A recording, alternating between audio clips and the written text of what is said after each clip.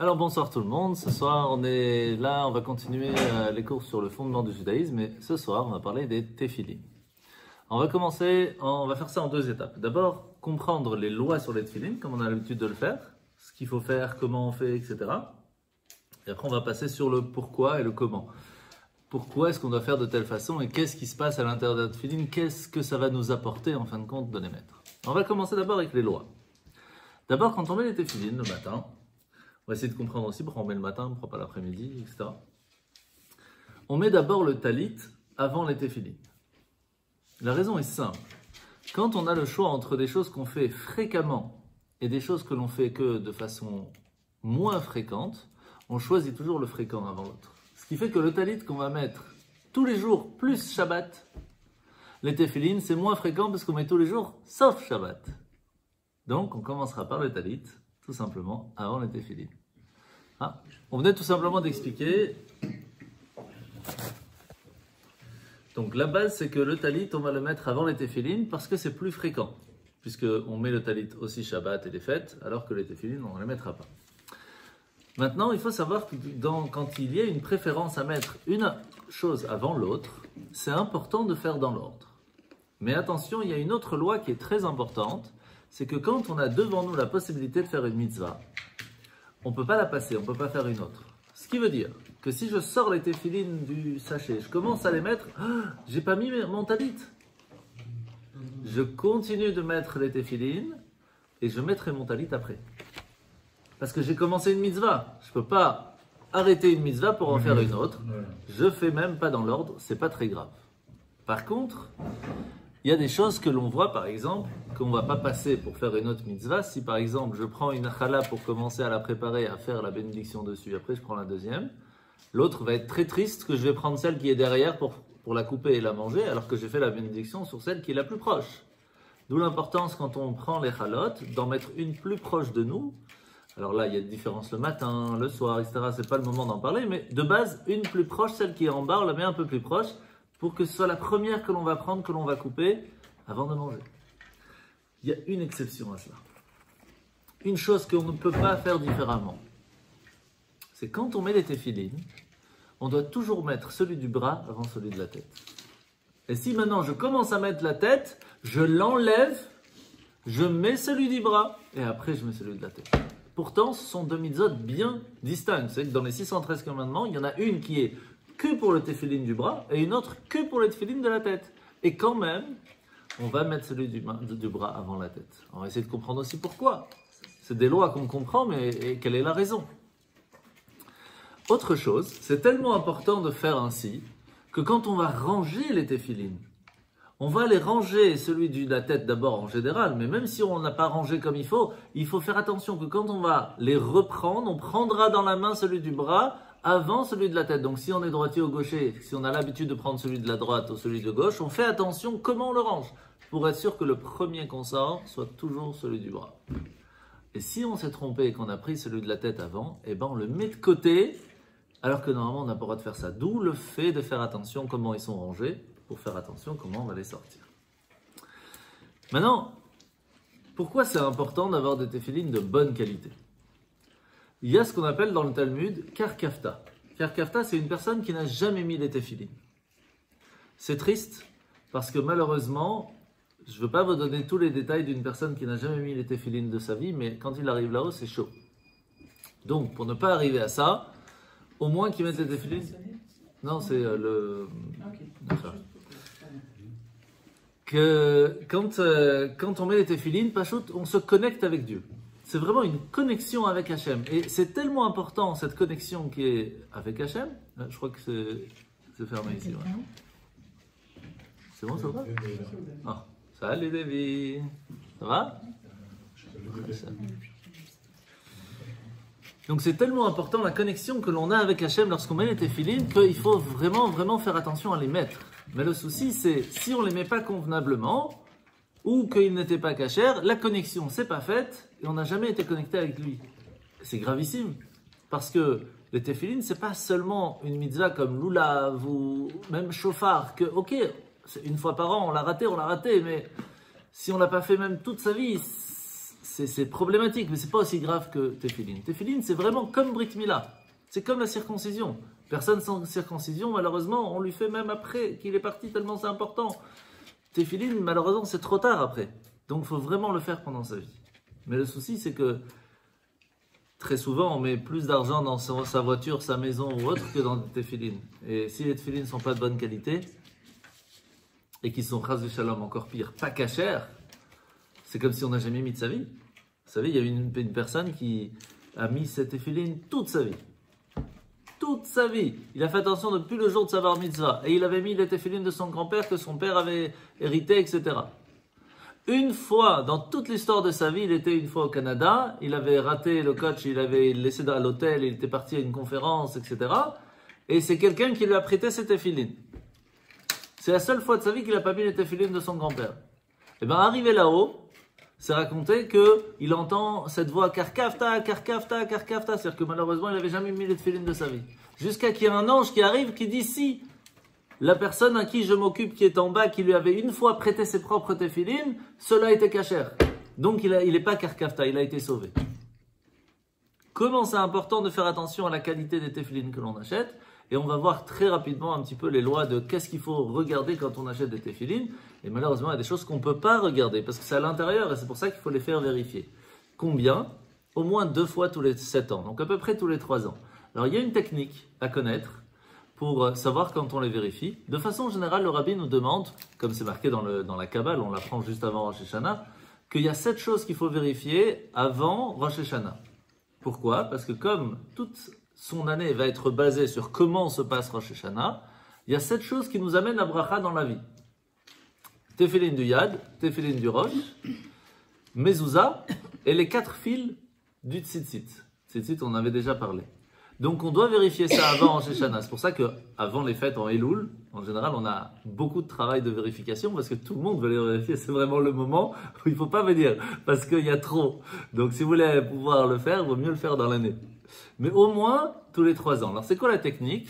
Là cette année par exemple c'est une année embolismique, on a 2 fois le mois de Hadar et on a 2 fois le mois de Hadar quasi tout le temps tous les 3 ans. Donc beaucoup de gens se disent quand arrive l'année embolismique on sait que c'est l'année qu'il faut le faire vérifier puisque c'est tous les 3 ans, tout simple. Et donc gardez cette technique en tête qu'il faut faire vérifier ces mezuzot, ces tefillin au moins 2 fois tous les 7 ans. Alors à quelle main on va mettre les tefillin? On les met à la main gauche, pour un droitier. Alors que pour le gaucher, il va le mettre à la main droite. Pourquoi? Parce que, de façon générale, quand on parle de la main en hébreu, c'est Yad Cha, Yud, Dalet et Chaf Sofit. Mais quand on parle des tefillin, on écrit Yud, Dalet, Chaf, He. C'est la seule fois. Pourquoi? Parce que le He, c'est la version féminine de la main, qui est un petit peu plus faible généralement. Et c'est pour ça qu'on parle que les tefillin, on doit le mettre sur la main plus faible. Et donc, pour un droitier, ce sera la gauche, alors que pour le gaucher, ce sera la droite. Et c'est quoi un droitier? C'est quoi un gaucher? Il y a plein de détails, on ne va pas rentrer dans le truc, mais à partir du moment où on écrit de la main droite, on mettra sur la main gauche. Quand on écrit de la main gauche, on mettra sur la main droite. Parce que, de façon générale, toutes les autres mitzvot se font avec la main forte. Quand on met la mezouza, on la met avec la main droite. Quand on fait le loulav, on prend sa main droite. C'est-à-dire, de façon générale, on allume les bougies avec la main droite. Mais spécialement pour les tefillin, on va le mettre sur la main faible, pour lui donner des forces. Mais des forces de quoi? C'est ça qu'on va essayer de comprendre. Oui? Si on est en bidex, Eh ben, si tu regardes aussi, c'est pour ça que je dis, il y a plein de détails. Si tu es en bidex, mais que tout le reste tu fais avec la main gauche, ça peut être considéré comme gaucher. Mais généralement, on reste quand même sur le droit. Parce que si tu fais les deux, on regarde le plus important, qui est le plus général, le droitier. Sauf si vraiment tu fais tout du gauche. Et il y a certains rabbins, comme le rabbin qui m'a donné la smicha, le Rav Ashkenazi, qui mettait des deux côtés. Parce qu'il avait ce doute qui était présent. Je croyais que c'était du côté du cœur qu'il fallait les mettre. Non. C'est plus sympa, mais normalement ça doit être en face du cœur. Mais la Torah, même si elle nous dit attention au cœur, elle nous demande aussi sur la main faible. Donc on doit faire les deux, quand c'est possible. Alors maintenant, on va parler très rapidement de qu'est-ce qu'il faut regarder quand vous mettez vos tefillin. Il faut savoir que dans la Torah, de façon générale, il y a 4, en général on parle de 3, mais il y a 4 en fait, niveaux de mitzvot. Les plus simples, c'est les logiques. Par exemple, pas tuer, pas voler, c'est des trucs que soi-même on peut comprendre, donc la Torah nous le dit quand même. Après, on a les edout. Et d'autres, c'est les témoignages. Shabbat, on nous explique la raison, on comprend, on fait. Puis on a les chukim, des choses qui ne sont pas compréhensibles, comme par exemple la vache rousse. On peut expliquer 50 000 fois, même s'il y a certaines explications, il y aura toujours des secrets qu'on ne va pas réussir à comprendre là-dedans. Et puis il y a une quatrième que les gens connaissent rarement, c'est ce qu'on appelle Halacha le Moshe Misinaï. Ça veut dire que Moshe nous a transmis ça au mont Sinaï, c'est pas obligatoirement écrit clairement, mais c'est comme ça qu'on le sait depuis ce temps-là, et c'est comme ça qu'il faut faire. Entre autres, les téphilines doivent être de la couleur noire. Parce que sinon, beaucoup ils s'auraient dit, on va mettre de l'or, ça peut être sympa, ça peut être propre. Eh ben non, on garde noir. Depuis combien? Depuis 3500 ans. C'est comme ça. Pourquoi? Moshe nous a dit, c'est noir, c'est noir. On ne sait pas la raison, c'est comme ça. Alors, bien sûr qu'il y a des raisons, mais c'est halakha et Moshe Misinaï. Il y en a quelques-unes comme ça. D'où l'importance de savoir que quand vous avez vos téphilines qui à un moment, à un endroit, ils ne sont pas noirs, c'est très embêtant parce que quand on sait la raison, on peut trouver des solutions. Bon, c'est pas grave, c'est un peu blanc, c'est pas la fin du monde, etc. Mais quand c'est halakha et Moshe Misinaï, il faut que ce soit noir. Donc on n'a pas le choix. Donc quand ça devient un peu blanc, il faut les corriger, il faut les arranger. Donc il faut, pour ceux qui veulent vraiment faire attention, surtout ceux qui les mettent vraiment une demi-heure tous les matins, au bout d'un moment ça fatigue. Des fois il faut changer carrément les lanières, changer les boîtiers selon la qualité, changer les parachutes, etc. Donc faites attention à cette partie-là, elle est très très importante. Maintenant, à force de tirer sur les lanières, elles deviennent plus fines. Donc quand on achète les lanières, de façon générale, il y a 3 largeurs. Il y a les plus fines qui sont cachères tout juste, 1 cm de largeur. Et quand on tire un tout petit peu, on arrive à 9 mm, ça reste cachère. Moins que 9, c'est plus cachère. Donc faire attention quand on achète cela. Parce que à force de tirer, très rapidement, elles sont plus bonnes. Ceux qui sont vendus de façon générale, c'est 1,2. Donc 12 mm. Même si on tire, en général, ça dure 2-3 ans sans problème. Mais au bout d'un moment, ils peuvent craqueler, ils peuvent perdre leur couleur, et ils peuvent se couper aussi, ça peut arriver, donc il faut faire attention. Après, il y a les plus larges, les 1,5, donc les 15 mm, mais ça c'est déjà plus difficile, il faut avoir des téphilines qui sont compatibles avec cela, donc c'est déjà plus rare, mais ça arrive aussi. Et surtout pour ceux qui ont des petits bras, c'est plus difficile à faire les 7 tours, donc généralement c'est pas ce qui est vendu, mais ça existe. Donc il faut faire attention à ça. Encore une fois, la boîte qui va être là ou ici, c'est une boîte qui doit être carrée. Si elle est tombée ou elle s'est arrondie, ça peut ne plus être cachère. D'où le fait de faire très attention quand on les met. Alors, je ne sais pas si vous avez déjà remarqué, mais celui du bras, il y a une protection en plastique qui est en plus. Alors, on peut ne pas la mettre, mais ça permet de garder ce carré en fait. C'est pour ça qu'elle est importante. Alors que sur la tête, comme il n'y a pas de frottement, parce que là, il y a du frottement sur la chemise, là, il n'y a pas de frottement, donc il n'y a pas de protection. Donc, c'est généralement moins problématique. La longueur des lanières, à savoir si vous les avez bien mises, celle, quand vous mettez celle de la tête, celle de droite est toujours plus grande que celle de gauche. Pourquoi? Parce que la droite c'est la bonté et la gauche c'est la sévérité. C'est pour ça que par exemple, quand on parle de l'éducation des enfants, on donne des cadeaux avec sa main droite parce qu'on veut donner avec tout son cœur, alors que quand on doit repousser son enfant parce qu'il a fait une bêtise, c'est avec la main gauche parce qu'elle est plus faible. Et donc c'est pour cela que la lanière de gauche doit être plus petite. C'est toujours la bonté qui doit être plus grande que la sévérité. Alors, à savoir aussi que dans les parachutes, donc dans les téphilines, qu'est-ce qu'il y a à l'intérieur? Il y a 4 parachutes. Dans la Torah, 4 fois il est marqué « S'il vous plaît, mettez les téphilines ». Et sachez, messieurs, dames, que les téphilines sont pour vous un signe et une connexion entre moi et Dieu et vous. Vous savez que pour les hommes, par exemple, il y a 3 mitzvot qu'un homme juif peut dire « Je suis juif parce que je fais au moins ces 3-là ». C'est quoi? Tout est relié dans le mot Shabbat. Shin pour Shabbat, Bet Brit Mila, et Tav Tefilin. Pour une femme, c'est Chana, Chet pour Chala, Nun Nida, le mikveh, et He Adlakat Nerot, l'allumage des bougies. Et il faut savoir que, très généralement, on se pose la question, mais pourquoi alors c'est les hommes, si c'est tellement important qu'ils mettent les téphilines, et les femmes ne mettent pas les téphilines? Ben, c'est faux en fait, parce qu'ils les mettent, mais d'une façon différente. Parce que, qu'est-ce que doit faire la femme de façon générale? La tsniout.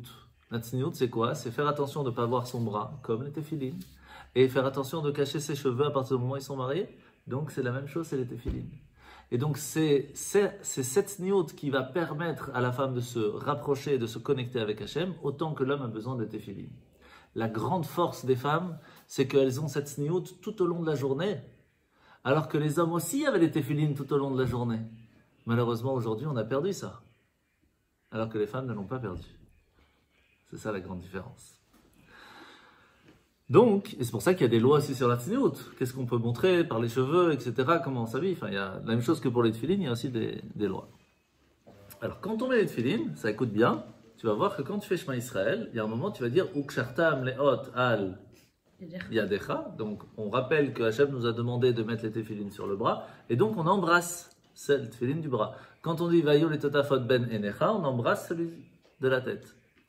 Et donc, pourquoi? Parce que ce sont ces endroits-là, ces moments-là de la Torah où c'est marqué qu'il faut mettre les téphilines. Donc on le rappelle en embrassant les téphilines à ce moment-là. Mais à quel moment on les met? Le matin en général, pour la prière du matin. Si on n'a pas pu le faire le matin, on peut le faire jusqu'à la nuit. C'est pas aussi fort, mais au moins on les aura fait. C'est mieux que de ne pas les faire. Par contre, quand on met la prière le matin et qu'on va à la synagogue par exemple, alors on ne peut pas les enlever quand on veut. Il faut au moins avoir fini Uva Letzion. Donc après la Hamida, on fait Tachanoun, donc on demande pardon en général le matin, sauf s'il y a un cas spécial, et après on fait Ashrei Yoshvé Uva Letzion. Quand on a fini Uva Letzion, c'est là que la prière est finie, même s'il reste encore des choses après. Et c'est seulement à ce moment-là qu'on peut enlever. Alors, c'est quoi les téphilines qu'ils mettent après avoir enlevé? Ils mettent Rabbenoutam, en général. Mais de façon générale, si on veut vraiment faire les choses bien, il faut attendre d'aller nous les Shaber. Même pas Uva Letzion. Oui. Mais des fois, tu as l'horaire qui fait que tu vas plus vite parce que tu dois partir. Alors, on est plus cool sur certaines tas de choses. Mais en tout cas, tu ne vas pas enlever à l'avant l'amida. Ça, de toute façon. Que normalement, il faut garder les téphilines jusqu'à après le Vatzion. Pourquoi? Tout simple. Le Kaddish qui se trouve après au Vatzion, c'est le Kaddish qui finit la prière. Donc en fait, tu n'as pas fini la prière tant que tu n'as pas fait au Vatzion. Mais le minimum syndical, quand quelqu'un est pressé, qui a une raison spécifique, c'est après la Hamida. Mais c'est vrai que de façon générale, il faut attendre au Valetzion. Mais le mieux encore, c'est pas au Valetzion, c'est allez-nous. Quand tu as tout fini la prière, tu as fait Teilim, etc., tu enlèves, tu fais Rabbenoutam. Après, c'est chacun comme il peut par rapport à ce qu'il a. Ok? Par contre, à savoir, très important, lorsque le Sefer Torah est sorti, on ne peut plus enlever les téphilines. On ne peut plus sortir de la synagogue. Tant que le Sefer Torah n'est pas rentré, c'est vraiment un déshonneur devant le Sefer Torah de se dire je veux me déconnecter de Dieu alors qu'il est juste devant nous. Autant qu'on ne peut pas sortir de la Sina, sauf vraiment cas exceptionnel, mais de façon générale on ne sort pas de la Sina et on n'enlève pas cette téphilines. Et que faire lorsqu'on n'a pas le choix? Ça peut arriver. Quelqu'un qui n'a pas le choix, qui doit partir, il a son train par exemple, et il y a la Torah et ça traîne, comment on fait? Eh bien on sort de la synagogue quelques instants, on enlève les téphilines et on re-rentre sans téphilines, comme ça on peut les ranger. Mais quand il y a le Sefer Torah devant nous, il ne faut pas enlever les téphilines. Parce que c'est un déshonneur de dire à Dieu, tu es devant moi et je veux me déconnecter de toi. Donc il faudra sortir à ce moment-là. Alors à savoir aussi qu'il y a une prière qu'on n'a pas le droit d'avoir les téphilines sur soi. Pendant l'année. C'est quand il y a un moussaf. Pourquoi? Parce que quand on fait moussaf, on dit Keter itenu lecha, on est en train de mettre la couronne sur Dieu, entre guillemets. Alors comment on peut dire je te mets la couronne sur toi alors que moi je garde la couronne que tu m'as donnée? Ça se fait pas, c'est pas joli. Mais des fois on est à la Sina, j'ai pas fini la prière et ils ont commencé Moussaf. Et moi j'ai encore mes téphilines. Je fais comment? Et en plus des fois je suis en pleine Amida, comment je fais?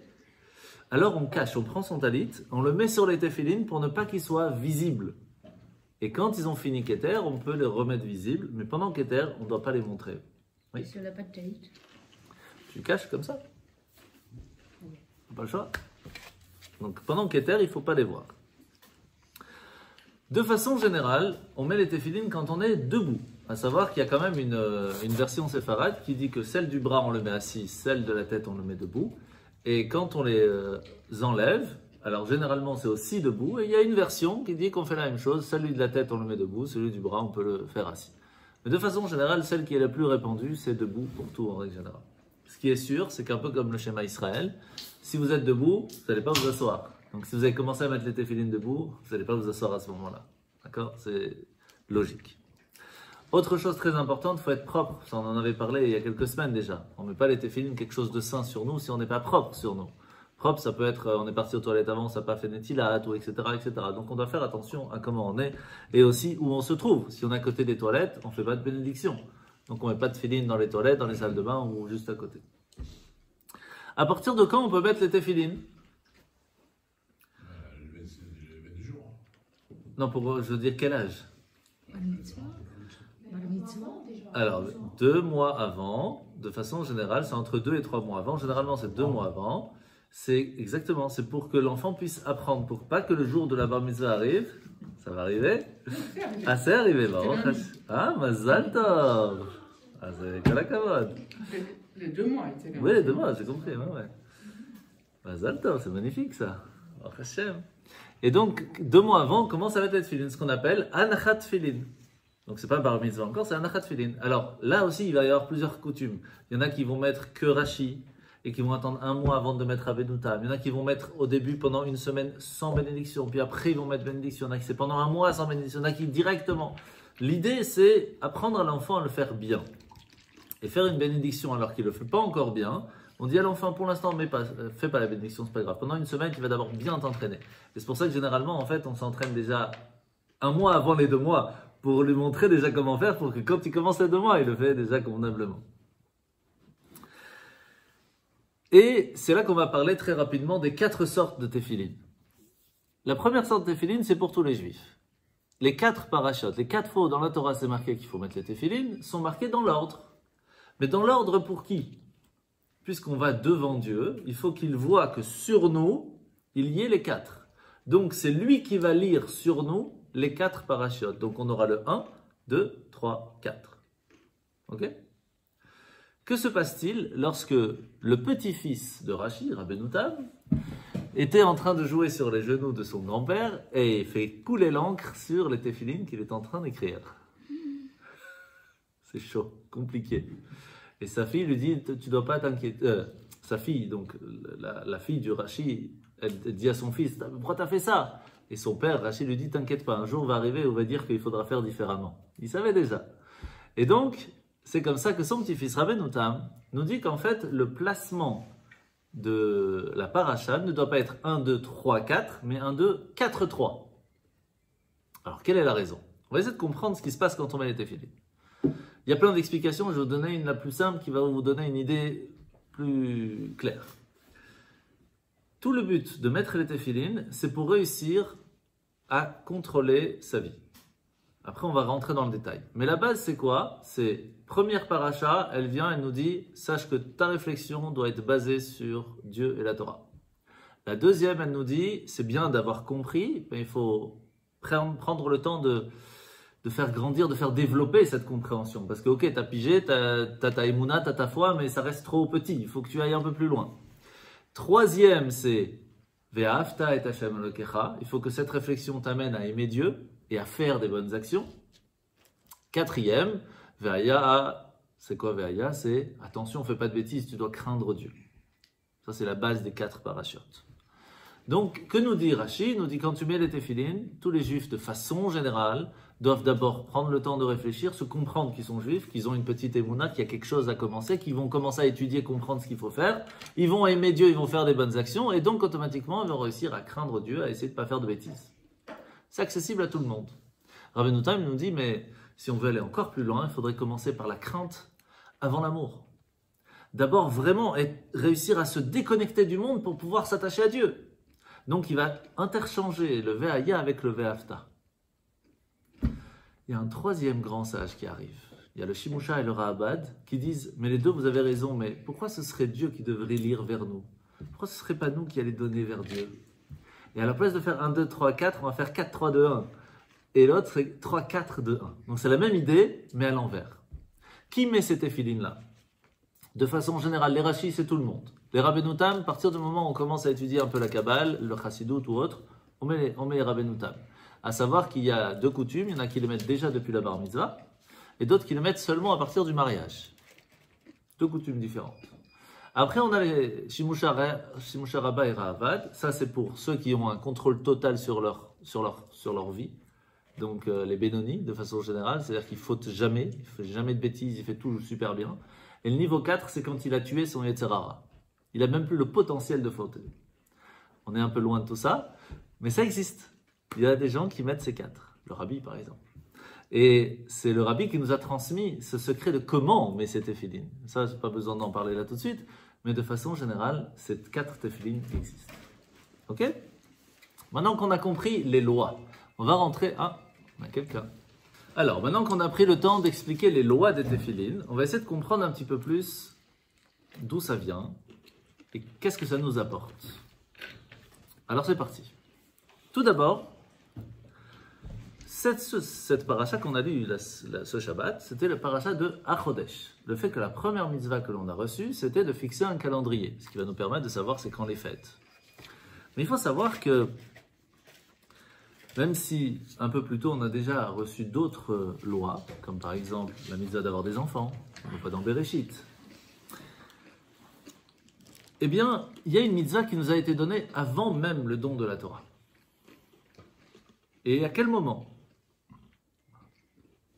Eh bien, en fait, dans la paracha de Bo, donc avant même l'ouverture de la mer Rouge, alors qu'il y a la 10e plaie qui arrive et qu'on a bientôt, on va sortir d'Égypte, on va recevoir là 20 mitzvot, 9 positives, 11 négatives. Fort. Un Kiddush HaChodesh, celle qu'on vient de parler, le fait qu'on doit fixer un calendrier. Et après, tout le reste, c'est surtout sur Pessah. Tout le seder de Pessah, pas de Chametz, faut manger la matzah, etc. Parce que comme on est en plein histoire de la sortie d'Égypte, donc c'est ça qu'on va beaucoup parler. À la fin, on va parler du Bechor. Le Bechor, c'est le premier-né. Il est kadosh, il est saint. Même l'âne, son premier-né, est spécial, qu'on doit le racheter. Enfin, c'est toute une histoire. C'est parmi les 20 ou alors c'est... C'est parmi les 20, oui. Bechor et Tfilin, c'est ce qu'on appelle. Dans les positifs. Bechor normal et Bechor de l'âne. De l'âne, c'est une autre encore. Ouais. Et il y a une mitzvah qui n'est pas spécifiée clairement en tant que mitzvah, c'est la mitzvah des téphilines, avec le Shema Israël, etc. Mais qu'est-ce qu'il y a de spécial tellement dans téphilines qui nous rappelle la sortie d'Égypte? Parce que, je ne sais pas si vous remarquez, mais dans le Shema Israël, on parle de téphilines 2 fois. On parle Ukshartam liot al yedecha, Ukshartam liot al yedechem, au pluriel. Et les sages nous ont demandé de rajouter un passage de Vayomer avec Tzitzit. Pourquoi? Parce qu'on parle de la sortie d'Égypte. Parce que les téphilines à la sortie d'Égypte, c'est très lié. On a reçu la mitzvah des téphilines déjà à ce moment-là. En sachant que Yaakov avait déjà mis les téphilines, déjà depuis bien avant. Mais là, ça a été transmis au peuple juif. À savoir que plus tard, juste après la sortie de l'ouverture de la mer Rouge, on va recevoir encore d'autres mitzvot très importantes. Et donc,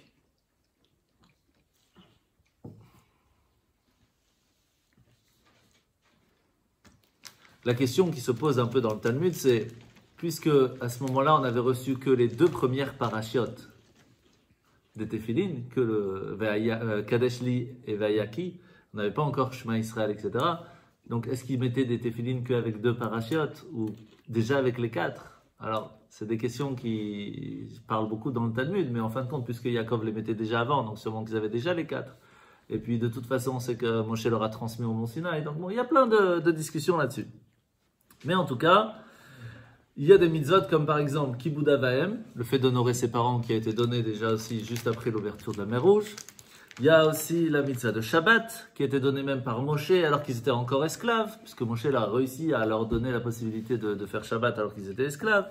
Il y a la Paradouma, l'histoire de la vache rousse, alors qu'on n'avait même pas le problème du veau d'or encore, on avait déjà reçu la vache rousse à l'avance. Shabbat, bon, et etc., etc. Donc on voit que les téphilines et Pessah sont très liés.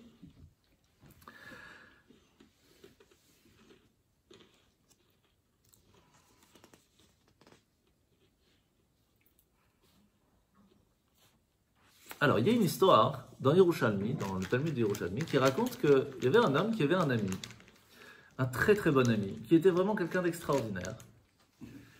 Et arrive le jour de son départ, il y a une autre personne dans la ville qui part de ce monde.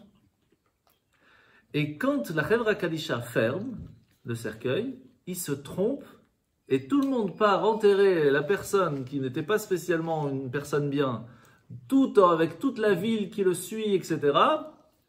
Alors que l'autre, qui était le Talmid Chacham, qui faisait tout bien, il y a 2-3 personnes qui le suivent parce qu'il n'y a personne qui a chopé, sauf son ami.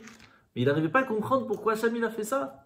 Pourquoi est-ce que lui, il reçoit tous les honneurs lors de la Levaya, alors que lui qui devait tout recevoir, il n'a rien reçu. Et il vient le voir après en rêve, pour pour lui dire, sache qu'une fois dans ma vie, je me suis trompé et j'ai échangé la téphiline du roche, je l'ai mis avant le téphiline du yad. Et comme ça a été interchangé, il a fallu que ce soit interchangé aussi pour le jour de mon départ. Elle a dit, ok, je comprends, mais pourquoi l'autre il a reçu alors cette chance de pouvoir être bien accueilli et bien reparti? Il dit, bah, sache qu'une fois, il a fait quelque chose d'assez extraordinaire. Il avait organisé une fête pour ses amis. Et puis en fin de compte, le roi a organisé une fête, donc personne n'est venu chez lui. Il a tout donné aux pauvres. Il a interchangé la nourriture qui devait être pour ses amis pour les pauvres. Alors il a aussi mérité cet interchangement au moment de son départ. Donc on voit l'importance, comment est-ce que les téphilines ont une répercussion sur la personne, même plus tard. Comment il faut faire attention quand on met les téphilines. Maintenant, est-ce qu'il y a une différence dans les parchemins entre celui du yad et celui du roche? Ah oui. Dans celui du yad, donc du bras, il y a 7 lignes. Et en plus, c'est un seul grand parchemin, avec les 4 parachutes dedans. Alors que celui de la tête, c'est 4 parachutes bien séparés, qui sont à l'intérieur de 4 endroits bien séparés, et qui sont sur 4 lignes seulement. Et donc on ne peut pas interchanger l'un avec l'autre, parce que ce n'est pas écrit de la même façon. Maintenant, ce qui se passe, c'est que c'est les mêmes textes. C'est juste que c'est écrit pas sur le même style de parchemin. Et la raison, elle est pourquoi? Pourquoi un doit avoir 4, l'autre doit avoir 7? Pourquoi est-ce que... C'est un peu toutes ces questions dessus. Surtout que, je ne sais pas si vous avez remarqué, mais dans les téphilines de la tête, il y a un shin avec 3 têtes et un shin avec 4 têtes. Spécial, hein? Shin 4 têtes, normalement, ça ne marche pas. Hein? En tout, 3 plus 4, ça fait combien? 7. Et combien de tours on va devoir faire ici? 7. Même si les Sfarades font 8, en fait, c'est pas 8, c'est 7, sauf qu'ils prennent en compte que le premier ne compte pas parce qu'il va directement ici. Donc en tout, c'est 7. Et pourquoi 7? Eh bien, en fait, je l'ai marqué un peu plus tard. Ouais. Le but de mettre les téphilines, c'est quoi? Lorsqu'ils se trouvent sur notre bras, les téphilines du bras, il a une seule boîte. Et celui de la tête, il a 4 boîtes différentes qui sont dans un seul cube. Celui qui est sur le bras, il a combien de sens? Le sens du toucher, le sens de l'action. Alors que dans la tête, nous avons 4 autres sens. Il y a la bouche, le nez, les oreilles et les yeux. La force de téphilines, c'est le contrôle de ces 5 sens. C'est pas évident de contrôler ces 5 sens. Et à partir de quand on peut commencer à contrôler ces 5 sens? Tant qu'on est enfant, on ne peut pas. C'est vrai ou pas? Impossible. Quand on est enfant, quand on n'est pas encore bar ou mat mitzvah, on ne peut pas contrôler ses sens parce qu'on est des enfants. Mais quand on commence à devenir bar mitzvah, on peut commencer à essayer d'y arriver. Ça ne veut pas dire qu'on va y arriver, mais on peut commencer à essayer. Et c'est pour cela que toutes les autres mitzvot, c'est intéressant, mais tous les autres mitzvot, les enfants petits, ils font. On leur fait le loulav, on leur fait allumer des bougies, on leur fait tout. Mais le téphilin, non. Étonnant. Pourquoi? Parce que ce n'est pas compatible avec l'enfant. Le but des téphilin, c'est le contrôle de sa vie, le contrôle de ses pulsions, le contrôle de ses sens. Et on ne peut pas le faire tant qu'on est enfant. Donc quand arrive bar mitzvah, déjà 2 mois avant, il commence déjà et on lui apprend, sache que tu as des sens, tu as des choix. Tu vas prendre des décisions dans ta vie. Je vais faire, je ne vais pas faire, je vais comprendre, je vais dire, je ne vais pas dire, je vais manger, je vais entendre, je vais voir. Les téphilin vont nous permettre de contrôler nos 5 sens. Et c'est pour cela qu'il y a un seul cube ici. Et il y a 4 ici, pour réussir à contrôler ses sens. Sauf que, pour réussir à le faire, on a besoin de Dieu. Alors comment on fait pour que Hachem soit dans les téphilin? Il faut se connecter. Alors c'est quoi le nom d'Hachem qui nous protège, qui est sur la mezouza, qui est sur les téphilin? C'est Shomer, Daltot, Israël. Shin, le Dalet, puis le Yud. Le Shin va être mis ici. Pour certains, d'autres coutumes, ça va être mis sur le bras, sur la main. Il y a le Dalet qui se trouve ici. Et le Yud va être mis ici. Et lorsqu'on a tout mis les téphilin convenablement, on est connecté avec Dieu. Et Hachem va nous aider à contrôler nos sens. Mais qui c'est qui nous empêche de contrôler nos sens et qui essaye de tout faire pour qu'on fasse des bêtises? Comment il s'appelle, lui? Les mauvais parents. Ange. Le mauvais penchant, le Yetzer Hara, exactement. Vous savez comment il s'appelle le Yetzer Hara en hébreu? Ah, et ouais. Eh bien, en fait, son véritable nom, c'est Malach HaMavet, l'ange de la mort. Sauf qu'il s'est rendu compte, très rapidement en plus, que quand il disait « Bonjour, je m'appelle ange de la mort, je vais vous donner quelques conseils », les gens ne voulaient pas trop l'écouter. Ça allait pas, le marketing n'était pas bon. Et là, il a pris une société pour trouver des autres prénoms. Et là, ils ont trouvé d'abord un bon. Et puis après, ils ont vu que celui-là, on a chopé qui c'était en fait. Donc, il a changé encore une fois. Et le Talmud nous donne ces 7 noms. Donc, il s'appelle Ra, donc Yetzer Hara, Harel, celui qui n'a pas la circoncision, Tamé, donc ça veut dire impur, Soné, celui qui haït les autres, Mirchol, celui qui fait tomber les autres, Even, celui qui est la pierre, qui n'est pas prêt à aider les autres, et Tzfoni, celui qui est au Tzfon, ça veut dire celui qui est un peu au nord, celui qui dit tiens, il y a la carotte, viens. Donc il a 7 façons comment nous attirer à fauter. Et il essaye de ces 7 façons à chaque instant. Et donc qu'est-ce qu'on va faire? On va ligoter notre bras des 7 noms, des 7 façons, pour qu'on se rappelle que fais gaffe quand il vient, parce qu'il va essayer de te faire tomber par ces 7 façons. Et c'est pour ça qu'on fait les 7 tours. Et c'est pour ça qu'on a le 3 et le 4. Maintenant, quel est le nom le plus classique? Vous l'avez dit vous-même. Le plus classique de ce mauvais penchant, c'est Yetzer Hara. Mais Yetzer, c'est le penchant. Mais on a 2 Yetzer en nous. On a le Yetzer Tov et on a le Yetzer Ra. Donc après, ça dépend de quel Yetzer on veut utiliser, qui on a envie d'écouter. Les téphilines vont nous permettre de prendre la bonne décision d'écouter le bon penchant. Yetzer, le mot Yetzer Yud c'est 10, Tzadik c'est 90 ou 90, et Resh c'est 200, ça fait 300. Quelle est la lettre qui représente le chiffre 300? Le Shin, Kalakavod. Et c'est pour cela, c'est pour cela qu'on a le Shin ici, parce qu'en fait c'est le Shin du Yetzer, qui est là et qui nous dit « Fais gaffe, je vais venir t'embêter. » Il dit « Non, tu ne peux pas me parler. Tu ne peux pas, parce que j'ai les téphilines qui viennent et qui vont m'aider à contrôler et à écouter le bon penchant et pas l'autre. » Alors pourquoi il y en a 4 têtes? Parce que quand on prend une feuille, en histoire par exemple, et que je fais le Shin comme ça, là vous voyez qu'il y a 4 têtes, parce que je viens de l'intérieur pour pousser. À l'intérieur, on a 3, mais à l'extérieur, on aura 4. Vous voyez ici? 1, 2, 3, 4. Et donc, en fait, le penchant peut être à l'intérieur de nous comme à l'extérieur de nous. On doit faire attention aux deux, en fait. Parce qu'on a toujours quelqu'un à l'extérieur qui essaye de nous pousser à dire des choses, à faire des choses, et puis de l'intérieur, ça peut venir aussi. Et donc, les téphilines vont réussir à nous aider à contrôler tous ces sens. D'où l'importance de mettre ces téphilines tous les jours.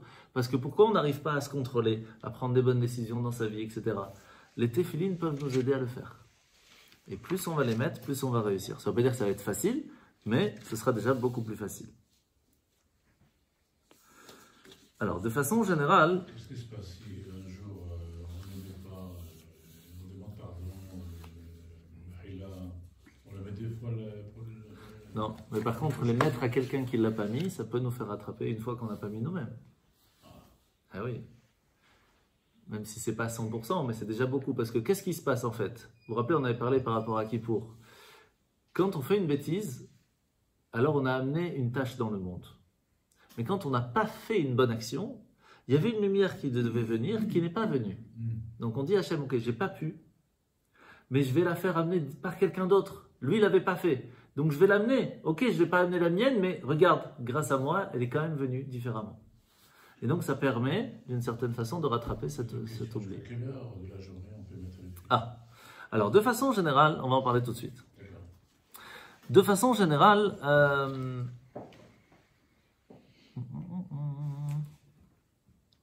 oui. Donc de façon générale, c'est le matin. Mais pourquoi?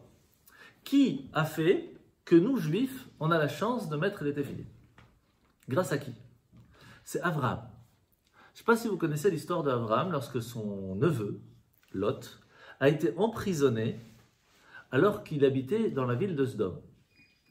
Et là, il est parti faire la guerre seul avec Eliezer et Hachem pour réussir à le faire sortir de là. Il a gagné la guerre contre 4 grandes armées, alors qu'ils étaient à peine 2 ou 3, c'est bon si on compte Hachem officiellement en tant que personne. En tout cas, il réussit à gagner, et là, qu'est-ce qu'il fait? Il y a le roi de Sodome qui sort de prison, et dit, Abraham, franchement, tu es devenu riche grâce à moi. Hein? Il dit, comment ça grâce à toi? Bah, tout le bulletin que tu as réussi à avoir, c'est parce qu'eux me l'avaient volé avant. Alors déjà c'est faux, parce qu'ils étaient 5 villes, donc au pire il y a un 5e, mais pas tout, mais bon. Qu'est-ce qu'il lui dit Abraham? Tu sais quoi? Prends tout. Je veux même pas avoir affaire à un lacet d'une chaussure de toi. Je veux pas qu'on puisse dire qu'il y ait un rachat qui m'a donné quelque chose, rien, je veux pas avoir avec toi, chas v'shalom, que j'ai un contact avec toi. Même pas le lacet d'une chaussure. Lorsqu'Hachem a entendu cette phrase, il a dit, puisque tu ne veux même pas le lacet d'une chaussure, je donnerai à tes enfants un lacet de chaussure qui leur permettra de se connecter à moi. Et c'est de là qu'on a les tzitzit et les téphilines. Puisque c'est grâce à Abraham qu'on a les téphilines, Abraham a institué la prière de Shacharit, du matin. C'est pour cela qu'on fait les prières des téphilines à la prière du matin. Mais si on peut pas, si on n'a pas fait le matin, on peut le mettre l'après-midi. Si on n'a pas mis l'après-midi, est-ce qu'on peut mettre le soir? Non, parce que là c'est déjà plus la journée. Donc on peut jusqu'au moment de... Alors c'est quand en fait c'est très simple. Vous prenez l'heure de l'allumage des bougies de Shabbat. Jusqu'à cette heure-là, vous pouvez mettre. Il y a encore les 18 minutes pour vraiment ceux qui sont hyper en retard. Mais de façon générale, l'heure de l'allumage des bougies de Shabbat, c'est l'heure jusqu'où vous pouvez mettre les téphilines. Alors, quel va être le minimum à faire avec les téphilines? Qu'est-ce qu'on a appris tout à l'heure? Shema Israël, parce que c'est là où on s'est marqué. Alors, à savoir aussi, c'est bien d'avoir dans ces téphilines une petite feuille avec les 4 parties de la Torah où c'est marqué qu'il faut mettre les téphilines. Comme ça, on va lire tout ce qui est marqué dedans, nous-mêmes. Et donc, il y a 4 trucs. Donc, il y a Shema Israël, Va'afta, Va'aya, mais il y a encore 2 autres. Kadeshli, exactement, et Va'aya Kiviecha. Et donc, c'est bien de les lire. Alors, chez Chabad, comme on lit les rabbins, on a les deuxièmes téphilines, les rabbinoutam, c'est en mettant rabbinoutam qu'on fait. Chez les séfarades, ils le font avec Rashi, le matin, avant même la prière. Comme ça, ils sont sûrs d'avoir fait les choses convenablement. Ok, donc c'est bon à avoir aussi ce petit papier. Au moment à mettre les téphilines. Pardon? Avant la prière, mais en ayant les téphilines. Ah oui, tout le but c'est de le faire avec les téphilines, oui, bien sûr. Après, c'est pas obligatoire, mais le Shema Israël, c'est le minimum syndical. C'est pour ça que si vous avez quelqu'un qui ne veut pas mettre les téphilines, vous lui mettez, faites Shema Israël, vous l'enlevez, c'est bon. Ok? Pardon? On n'est pas syndiqué. On n'est pas syndiqué. Hachem nous protège. Hachem il est gentil, t'inquiète. Ok? Alors. On va pas tout dire. Ouais. Alors il faut savoir qu'il y a beaucoup de juifs qui ont donné leur vie pour pouvoir mettre les téphilines. Combien de juifs, que ce soit pendant la Shoah, en la Sibérie? Vous savez qu'il y a quelqu'un en Sibérie qui avait été attrapé avec les téphilines sur la tête, et il avait traité d'espion, etc. Il s'était battu, il avait réussi à garder pendant les 20 ans de travaux forcés en Sibérie avec ses téphilines. Extraordinaire. Extraordinaire. Et il y a même quelqu'un de Bruxelles, une fois, qui est parti, c'était il y a quelques années. Non, jusque-là. Il est parti, non, c'était au moment où il y avait tous les attentats, vous vous rappelez ici? Il a pris le TGV pour aller du côté de Lyon. Je connais parce que c'était de ce côté-là. Ouais. Et donc, il m'appelle, il fait, je suis dans le train, il y a les policiers qui sont là parce que j'ai mis les téphilines dans le train. Les gens, ils ont eu très peur. C'était en plein dans les attentats. Ils ont appelé, ils ont arrêté le train, etc. Ils leur ont expliqué que c'était téphilines, ils ont laissé tranquilles. Mais c'est comme quoi, il faut mettre les téphilines partout. Alors, maintenant, on va essayer de comprendre, puisqu'on a compris la force de téphilines qui permet du contrôle des 5 sens. Pourquoi est-ce que spécialement, les téphilines vont nous permettre de faire ça? Alors, il y a plein de choses, on ne va pas rentrer trop dans le détail, mais il y a une chose qui s'appelle mochin, moach, le cerveau. Le cerveau, il est chez tout le monde plus ou moins le même. La seule différence, c'est combien on l'a développé. Je donne un exemple très simple. Un enfant, vous lui donnez un bonbon, il est heureux. Pourquoi? Et vous lui donnez un iPhone, il n'est pas content. Bon, aujourd'hui, si, mais... aujourd'hui, si, mais dans le sens où... Oui, c'est ça. Ça va, c'est le dernier modèle.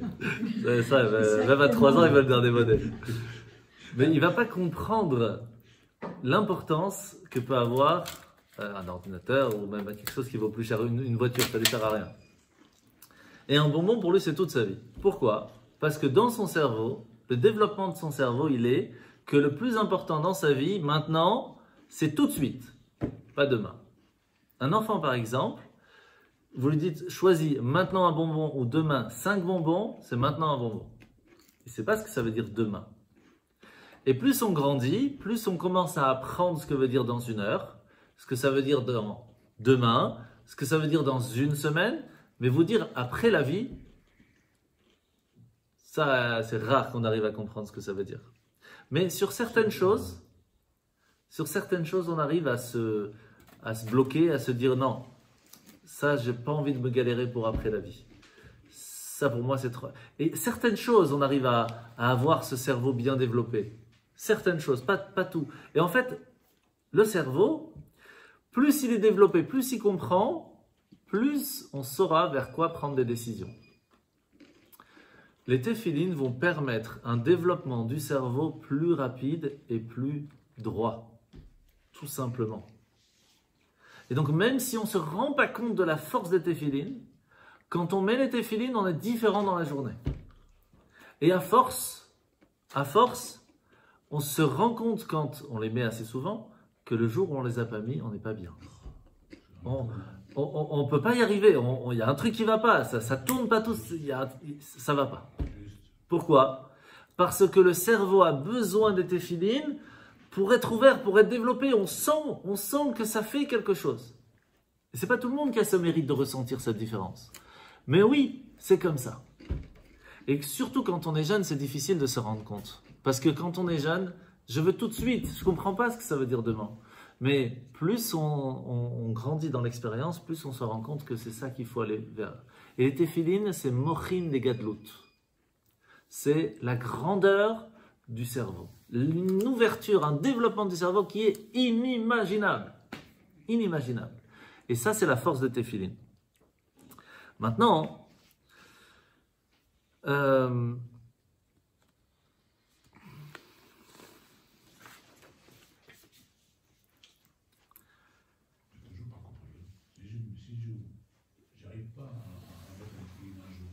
oui.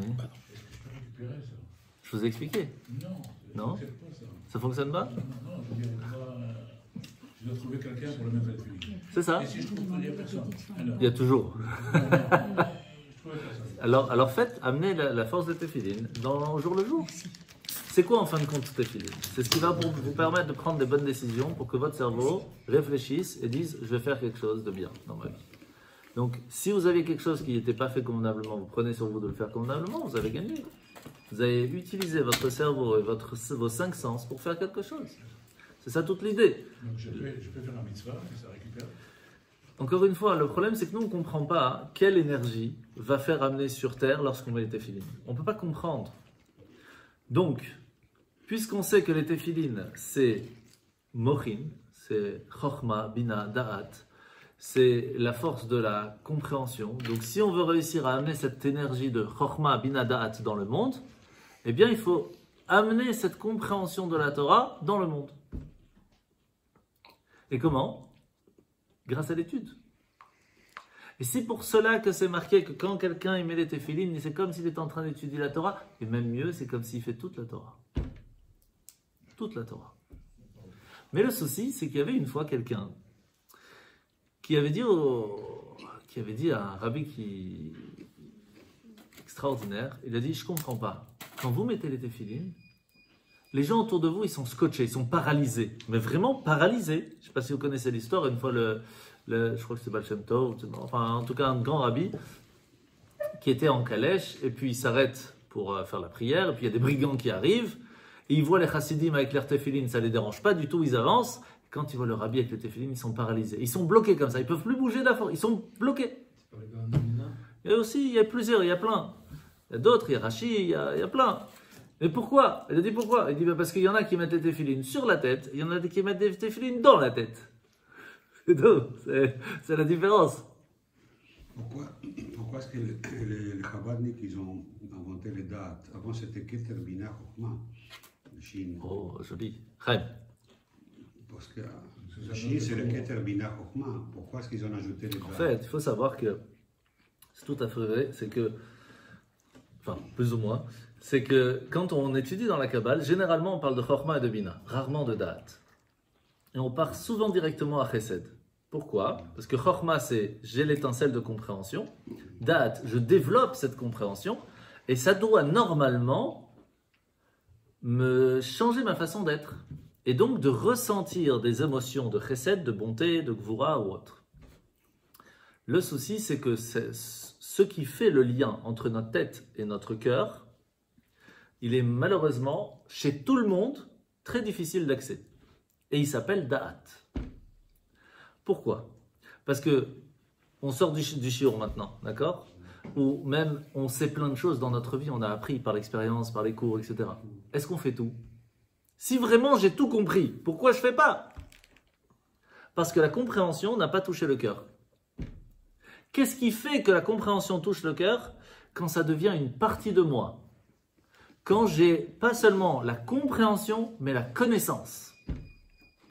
Quand un homme et une femme s'unissent, comment c'est marqué dans la Torah? Vayeda et Chava. Adam yada et Chava. Il a connu Chava.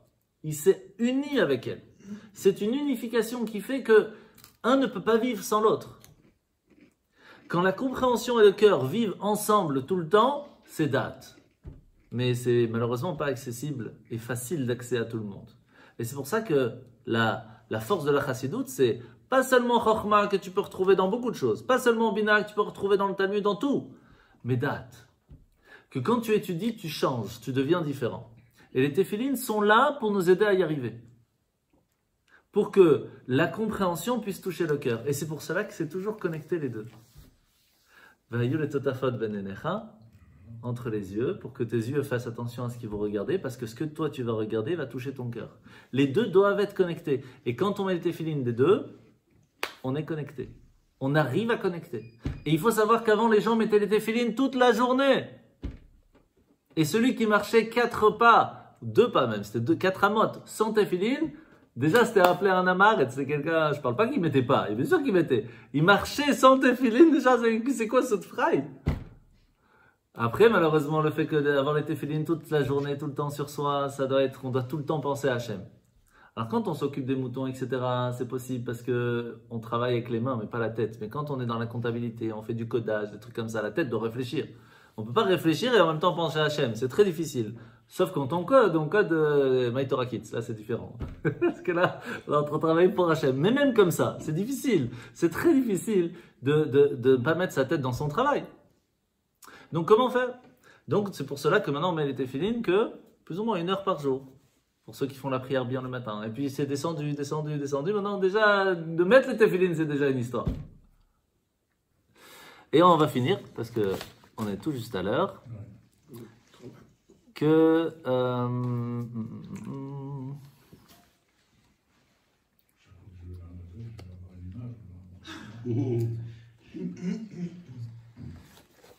Et donc pour finir, les téphilines ne vont fonctionner que s'ils sont kasher. Parce que si vous envoyez un mail, à la place d'envoyer à hm.gentil@gmail, vous envoyez hmgentil@gmail, vous avez oublié le point. Le mail n'arrive pas.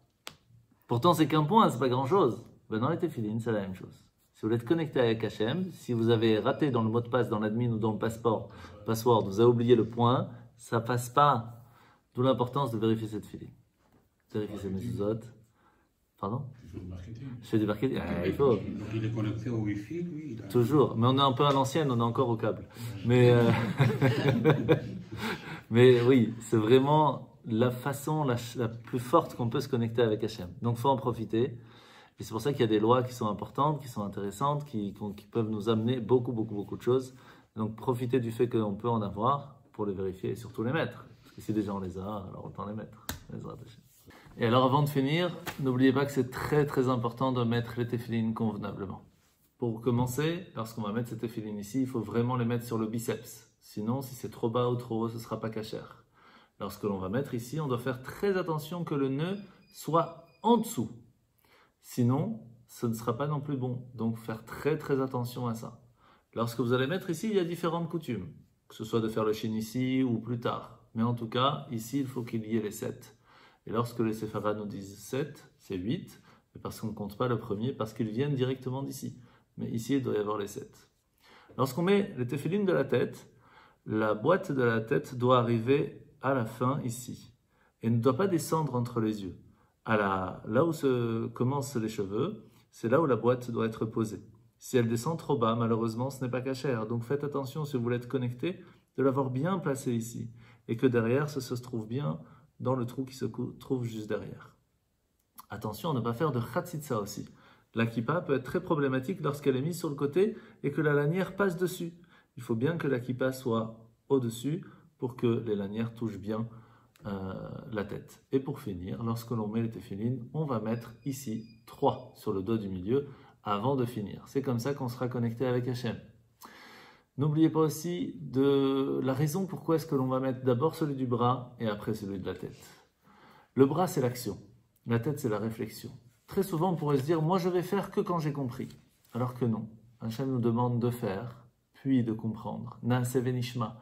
Donc c'est pour cela qu'il était important de mettre les téphilines sur le bras, puis sur la tête. Et quand on les enlève, on fera exactement la même, mais à l'envers. D'abord, on enlève celui de la tête, puis celui du bras. En souhaitant de passer une très bonne soirée. Voilà, Chazak. Merci beaucoup. Que Bezrat Hashem, on entend de bonnes nouvelles, que ce soit pour le Srout de Yitzhak Simche, Ben Yisrael, Bezrat Hashem. Merci,